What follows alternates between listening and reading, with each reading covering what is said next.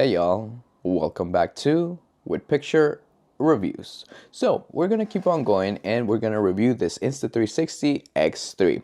Let me just start off by saying that what this camera can do, which is shoot in 360, it's right there in the name, right?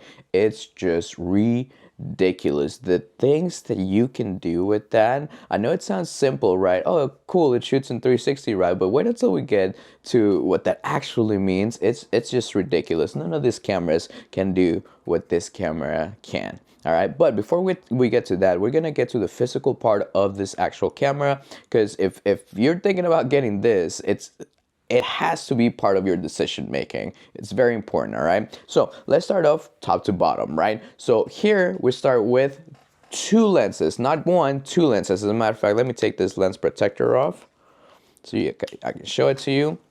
So we have the front lens right there, and we have a back lens as well. Now, if you saw the first video, you might remember that I said that the lenses on most cameras, as soon as you damage it, break it, scratch it, whatever the case may be, that's it. There is no solution. You have to get a new camera. Obviously, there's certain cameras that you can replace them, just like the GoPro, right? But this one right here, it's not that. This one right here, as soon as you scratch the lens, you damage it, whatever the case may be, you're gonna have to get a new camera. Believe me, I messed up. I messed up. So use me as an example on what not to do. I use the GoPro. That's my to-go camera because of its durability. I can just toss it in my bag, things like that, right? So I was used to that. Now, when I got this one, I didn't take that advice that seriously, right? And I scratched my lens right here. You guys see that? Yeah, so now I have a 360 camera that can only shoot one lens, right? And I've tried just about everything, every single solution that the internet kind of, put out there, bought like little polished things. I even bought the little drill bit and tried to fix it. I went to the photography and video store that I have here close to me and asked if there was a way, right? There is no way. You have to buy a new Insta360 camera, and you don't want to do that. So if you're thinking about getting one, make sure that goes into your decision making. You got to make sure you protect your camera. Now, they do have lens covers, and I highly suggest that you get yourself a lens cover for your Insta360 X3. They have this ones and they have different ones. Personally, I kind of just rather go with this one. It's less hassled, but get a lens cover. If you're gonna get the Insta360, get a lens cover. All right, now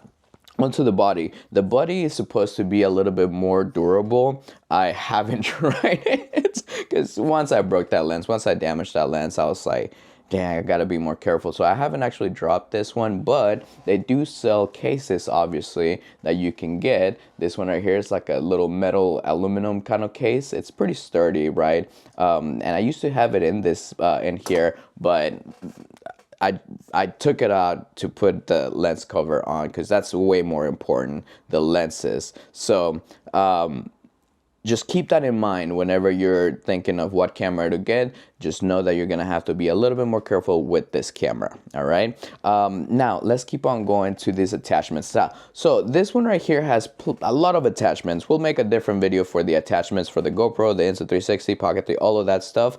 But the ones that I do suggest that you get are just two attachments. All right. So we're gonna start right here. So this is the camera. This is not part of the camera. So this right here is a quick connect. They call this a quick connect. What does it do? It connects quickly. That's all it does, right? So you just press the button and boom, out goes the Insta360. Now, why do I suggest this? Is because this camera is meant for creative shots, 360 views, things like that. So you're gonna attach it to different places. Believe me, it's just gonna happen. That's what this cameras are for, right? And it's a screw in, screw out camera, right? So me personally, I got tired screwing it in, screwing it out, putting it here, putting it there, putting it there. So I highly suggest you guys get a quick connect, but it's not a must. You don't necessarily have to get it if you don't want to, but I do suggest that you should get a quick connect. All right. Now, what is a must though is this invisible selfie stick from Insta360. Now, I tried different invisible selfie sticks with this camera, and you can kind of tell it's a little bit blurry on the video. I mean, you can still kind of tell that, you know, there's a stick there, but with this invisible, specifically this Insta360 invisible selfie sticks, you can't see it. So I do highly suggest you get the Insta360. Obviously, try whatever you want, but I've tried some and it didn't work. So just go ahead and get this one, right? This is pretty much all you need for this camera right here. Obviously, there's more attachments. We'll go over it in a different video, but let's get into the technical part of this camera. There's two main reasons why I got this camera. The first one and most important part was that this was advertised as a handheld drone. Yes, a handheld drone, right? Now, you might ask yourself, why would he get a handheld drone when clearly he already has a drone? And I actually have two other ones, one bigger one and one smaller than this one, as a matter of fact, right? So why in the world would I want to get an expensive camera that does what a drone does, right? Well, the answer is extremely simple.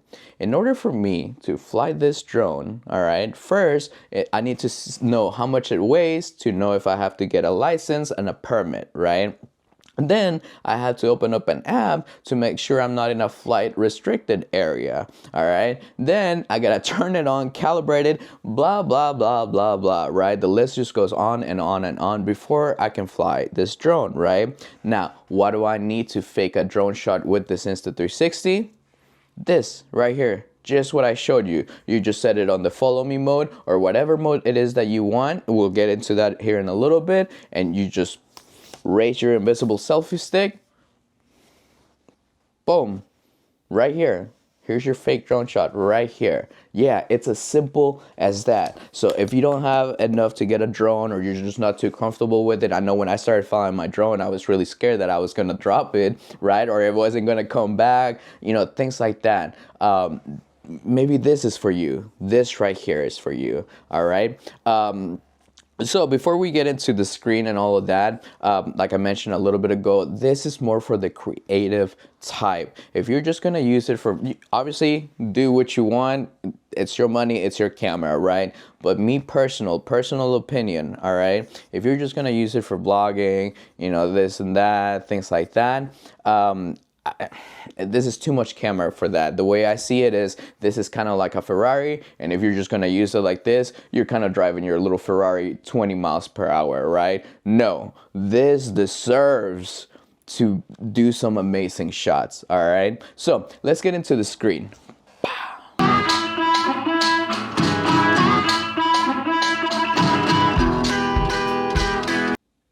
All right, so let's get more into the technical part of what this camera can do, right? So most of the cameras are kind of point and shoot. Whatever your lens is seeing, that's what is being recorded, right? You go back to your studio, you start editing your video, whatever was on that lens, that's what you can edit only, right? Not here. Right here, you have the whole 360. So if you're pointing your camera like so, just that way, but you needed something that was on this side, yes, you can still get it. Whenever you go to your studio, you just click and drag like this. Let's take a look. So right here we have Space Mountain, but let's say I want to see me, right? And you'll see my scratch lens. Then you'll really see what difference is when you damage the lens, right? So right here, look at that. I can just go back all around. You guys see that right there? That's my scratch lens right there. And all the way. I can go right, left, things like that. I won't do it because it's a little messy right now. So, but you can go right, left, zoom in, zoom out, whatever you want. Yes, and it's as easy as just click and drag. It's as simple as that, right? So if you don't have that much knowledge on how to edit videos, you know, how to go here, how to zoom it out, things like that, you can do it right here. Yeah, it's very user friendly. Now there is certain things that you are gonna have to learn. Don't worry, I'll show them to you in different videos. But most of it is really user friendly. All right, now let's get into the next thing. it's pretty good at low light as well. All right. The quality of the video is not as great, but it definitely can hold its own with low light. All right, as a matter of fact, let's start taking some low light, some light out of this. I am shooting this again on the Pocket 3. This is a really good camera. This is the second video I'm making and I'm already in love with it. But you're just gonna have to wait for the next review. Make sure to subscribe so you can see it. So let's start turning off some of these lights, all right? And that way you can see the difference on this video right here, and then we'll also see the difference on the Insta360 on the screen. All right, so that's two light sources. As you can see, it's still pretty good. It's holding its own, right? Let's turn off another one. You guys see that? Do you guys remember how bad it looked on the GoPro? Yeah, not here. Not here. You know what? No, we'll just leave it as, actually, well, we have one more right here. I don't know if it'll make a difference. It made no difference whatsoever. As a matter of fact, just looking at my tablet right here, this is what you guys are looking on the screen, and then looking at my Pocket 3 screen right here, I can see that the Pocket 3 is a little bit darker than here, but I do see that the quality is better on the Pocket 3 than on the Insta360, but I gotta get it on the computer to actually see it correctly, right? But yeah, it holds its own in low light.